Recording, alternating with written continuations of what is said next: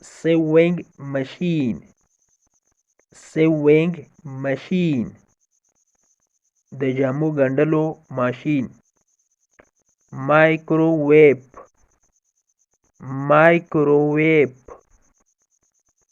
برقی تنور.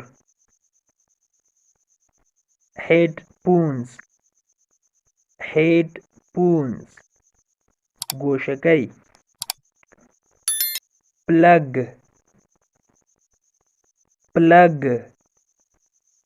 دوشاخه. microphone,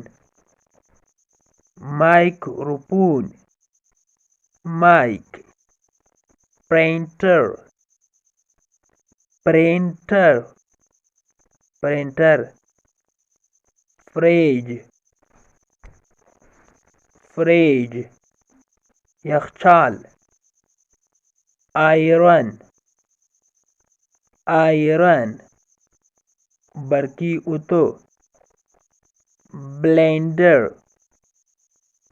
blender جوسر. washing machine, washing machine د جامو مینځلو ماشین. television, television TV. kettle, kettle ترموز، kettle ترموز. guitar, guitar رباب، برقی رباب. lamp, lamp لاسي څراغ چې په لاس کې یو ځای ته وړل کیږي. drill, drill برمه یا هغه ماشین چې هغه سوري کوي.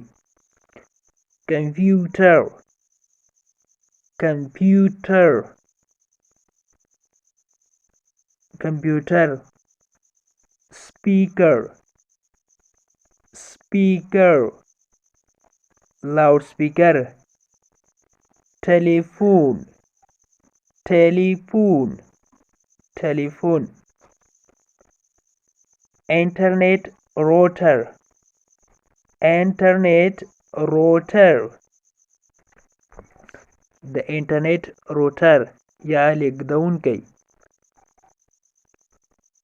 hair clipper, hair clipper, hair clipper د ویښتانو ماشین.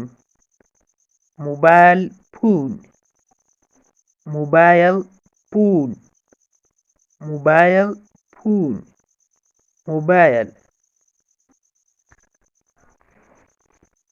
یو موبایل ده او بل ټلیفون ده.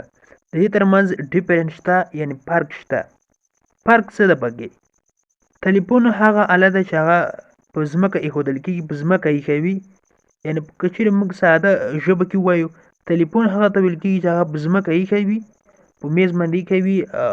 هغه کې هغه نه موږ کله چې زنګ راسي موږ موبایل ته راخولو، لاندې خپله سټلایټ خپله کوم هغسې ده کیبورډ وي ورسره وي، هغه ایښوي ځمکه باندې، هغه موږ هغې ته ټلیفون ویل کېږي.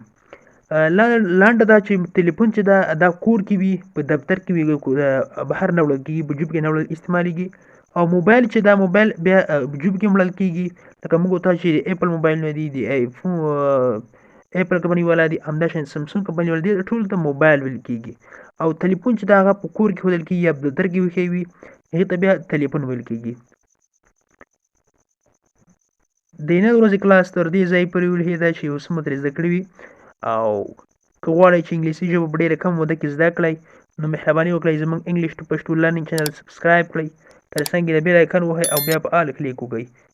په دې سره به زموږ هر نوی کلاس چې موږ یې روزانه اپلوډ کوو، تاسو ته په خپل ټایم در ورسېږي.